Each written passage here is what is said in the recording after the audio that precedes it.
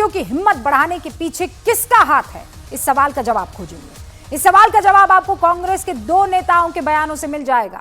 कांग्रेस के इन नेताओं ने यह बयान ऐसे मौके पर दिया है जब भारत के सुरक्षा बलों को नक्सली आतंक के खिलाफ बड़ी कामयाबी मिली है। छत्तीसगढ़ में 16 अप्रैल को सुरक्षा बलों ने अपनी जान पर खेलकर 29 नक्सलियों को ढेर किया। पूरे देश को सुरक्षा बलों की इसी उपलब्धि पर गर्व है, फख्र है, आपको भी होगा।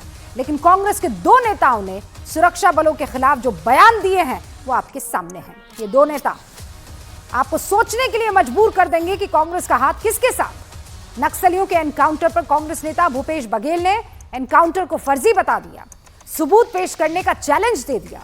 दूसरी तरफ कांग्रेस प्रवक्ता सुप्रिया श्रीनेत ने नक्सलियों के एनकाउंटर को शहादत से जोड़ दिया।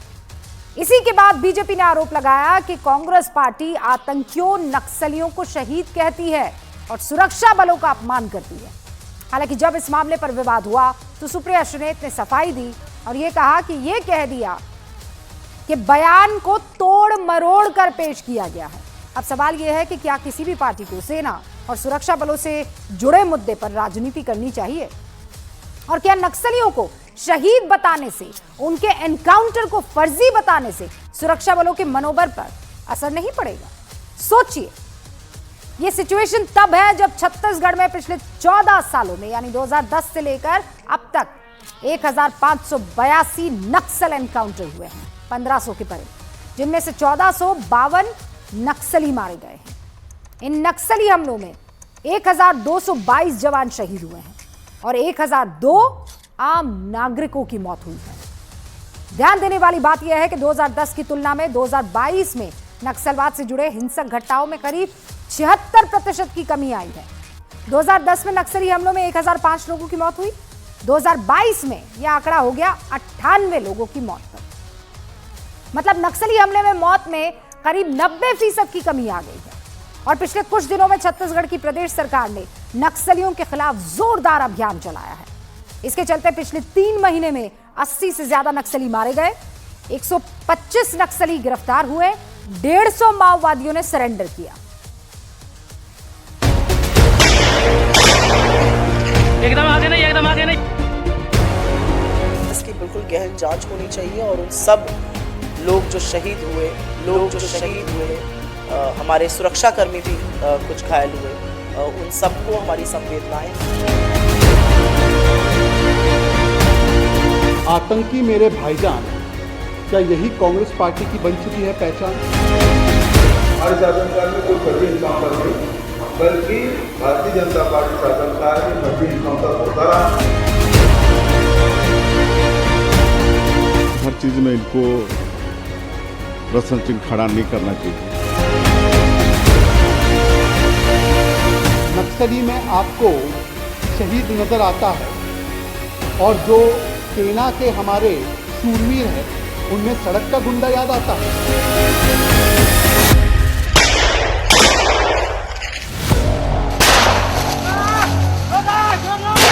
छत्तीसगढ़ के कांकेर में 16 अप्रैल को सबसे बड़ा नक्सल ऑपरेशन हुआ, जिसमें सुरक्षा बलों ने 29 नक्सलियों को मार गिराया। ऑपरेशन में 3 जवान भी घायल हुए, लेकिन कुछ लोगों के लिए नक्सलियों के साथ सुरक्षा बलों का एनकाउंटर सियासत का मौका बन गया। छत्तीसगढ़ के पूर्व मुख्यमंत्री कांग्रेस नेता भूपेश बघेल ने एनकाउंटर पर सवाल खड़े किए और इसे फर्जी बताया, तो उन्हीं की पार्टी की एक और नेता कांग्रेस की राष्ट्रीय प्रवक्ता सुप्रिया श्रीनेत उनसे भी एक कदम आगे बढ़ गईं। उन्होंने मारे गए नक्सलियों को शहीद कहकर संबोधित किया। सुप्रिया श्रीनेत ने कांकेर में हुए इस नक्सल एनकाउंटर की जांच की मांग की, साथ ही साथ एनकाउंटर में मारे गए नक्सलियों को शहीद बता दिया, जिसके बाद अब बीजेपी कांग्रेस पर शहीदों के अपमान का आरोप लगा रही है। बीजेपी का कहना है कि कांग्रेस पार्टी आतंकियों, नक्सलियों और उग्रवादियों को शहीद कहती है और सुरक्षा बलों का अपमान करती है। नहीं, मैं इसमें कोई राजनीति नहीं करना चाहती हूँ। मुझे लगता है इसकी बिल्कुल गहन जांच होनी चाहिए और उन सब लोग जो शहीद हुए, हमारे सुरक्षाकर्मी भी कुछ घायल हुए, उन सबको हमारी संवेदनाएं हैं और इसमें कोई राजनीति का सवाल ही नहीं है। मतलब आतंकियों के लिए वो कह रही है, नक्सलियों के लिए कह रही है कि जो नक्सली शहीद हुए हैं उनके प्रति हम अपनी संवेदना प्रकट करते हैं। मैं आज कांग्रेस पार्टी से पूछना चाहता हूं नक्सली में आपको शहीद नजर आता है और जो सेना के हमारे शूरवीर हैं उनमें सड़क का गुंडा याद आता है। ये पूरा विवाद भूपेश बघेल के बयान के बाद शुरू हुआ था, जिसमें उन्होंने इस मुठभेड़ को फर्जी बताया था। लेकिन जब बीजेपी ने उन पर जवाबी हमला किया तो वो बैकफुट पर आ गए। हमारे शासनकाल में कोई फर्जी इनकाउंटर नहीं, बल्कि भारतीय जनता पार्टी शासनकाल में फर्जी इनकाउंटर होता रहा, गिरफ्तारियां हुई है। अभी फिर से 4 महीने में वो फर्जी इनकाउंटर में भी वृद्धि हुई है और फर्जी गिरफ्तारियां भी नक्सली बता के आदिवासियों को बंद करने की लगातार जानकारी आ रही है। जो फर्जी आदमी है उसको सब चीज फर्जी लगेगा, खुद तो फर्जी है। फर्जी जब ये विधायक बने तभी फर्जी नाम से बने, नाम किसी दूसरे का था, लेकिन उस समय के जिलाध्यक्ष जी ने इसका नाम डाल के फर्जी काम किए हैं। बड़ी सफलता मिली है हमारे नौजवानों को, मैं उन्हें बधाई देता हूँ, शुभकामना देता हूँ।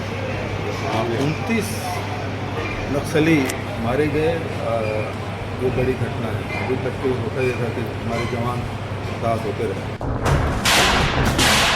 छत्तीसगढ़ के कांकेर एनकाउंटर में सुरक्षा बलों ने जिन 29 नक्सलियों को मार गिराया है, उसमें 2 बेहद खतरनाक नक्सली थे, जिन पर 25-25 लाख रुपए का इनाम था। इन नक्सलियों के पास से भारी संख्या में हथियार बरामद किए गए हैं। हथियारों का ये जखीरा बताता है कि किस तरह वो पूरी तैयारी के साथ आए थे।